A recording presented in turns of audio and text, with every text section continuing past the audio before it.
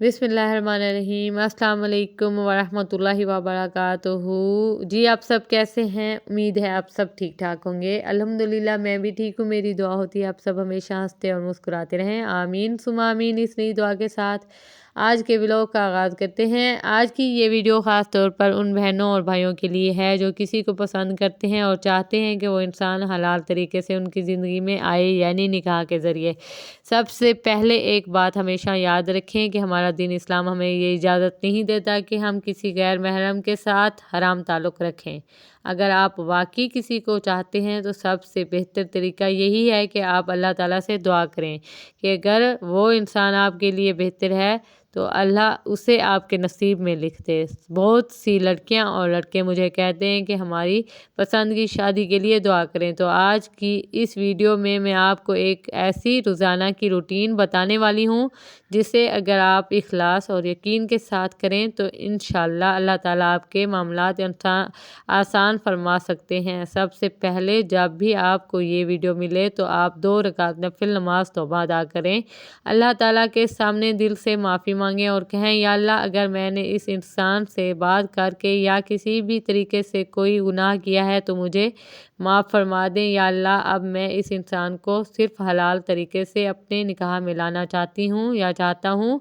अगर मुमकिन हो तो इस इंसान से गैर ज़रूरी बातचीत करना और मिलना जुलना भी बंद कर दें और अपनी तवज्जो अल्लाह की तरफ कर लें। अब एक डायरी और पेन ले लें और अपनी रोज़ाना की रूटीन लिख लें। सबसे पहली चीज़, 5 फ़र्ज़ नमाज़ों के पाबंदी, किसी भी हालत में नमाज ना छोड़ें और नियत ये रखें कि ये नमाज सिर्फ़ अल्लाह की रज़ा के लिए है। दूसरी चीज़, आप अल्लाह से नियत करें कि आप 200 रकात नफिल सलातुल हाजत पढ़ेंगे और अपनी हाजत अल्लाह से मांगेंगे। और साथ ये नियत भी करें कि अगर अल्लाह आपका काम आसान कर दे तो आप 200 रकात नफिल शुक्राना के भी अदा करेंगे। इसके बाद आपने रोज़ाना फजर की नमाज के बाद सूरत यासीन पढ़नी है। कहा जाता है कि जो शख्स फजर के बाद सूरत यासीन पढ़ता है अल्लाह ताला उसके दिन के मामलात में आसानी पैदा फरमा देते हैं। फिर आपने रोज़ाना 2 रकात नफिल तौबा पढ़ने का मामूल बना लेना है और अल्लाह से अपने गुनाहों की माफ़ी मांगनी है। इसके बाद आता है इस्तिग़फ़ार।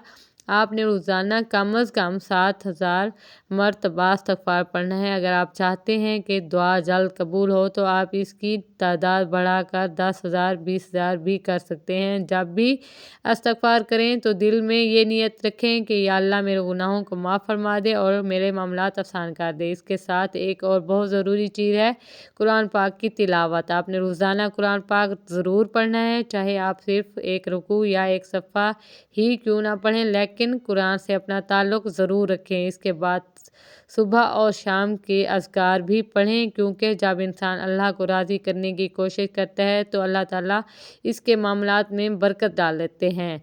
अब आती है इस वीडियो के सबसे अहम अमल की बात, वो है आयत करीमा। हज़रत यूनुस अलैहिस्सलाम की दुआ, ला इलाहा इल्ला अंत सुब्हानका इन्नी कुन्तु मिनज़ ज़ालिमीन। आपने असर की नमाज के बाद कम अज़ कम 300 मरतबा आयत करीमा पढ़नी है और अगर आप चाहें तो इसका विर्द भी ज़्यादा भी कर सकते हैं, यानी जब इस्तिग़फ़ार ख़त्म करें तो आयत करीमा पढ़ें और जब आयत करीमा ख़त्म करें तो दोबारा इस्तिग़फ़ार शुरू कर दें। इसके बाद एक और अमल नोट कर लें, 5 नमाज़ों के बाद आपने एक तस्बीह अल्लाहु अस्मद पढ़नी है और एक तस्बीह या वदूद पढ़नी है। अब आते हैं रात के अमल की तरफ। जब आप इशा की नमाज से फारिग हो जाएं तो 2 रकात नफिल पढ़ें और अल्लाह से दिल से दुआ करें। इसके बाद एक ख़ास अमल है जो आपने 41 दिन तक करना है। तरीका ये है, सबसे पहले 7 मरतबा दुरूद इब्राहिम पढ़ें, फिर 41 मरतबा सूरत इखलास पढ़ें और आखिर में दोबारा 7 मरतबा दुरूद इब्राहिम पढ़ें। ये अमल करते वक्त अल्लाह से दुआ करें, अगर वो इंसान आपके लिए बेहतर है तो अल्लाह ताला उसे आपके नसीब में लिख दें। आखिर में जब आप ये सब पढ़ लें तो सजदे में जाकर दुआ करें। सजदे में इंसान अपने रब के सबसे ज़्यादा करीब होता है।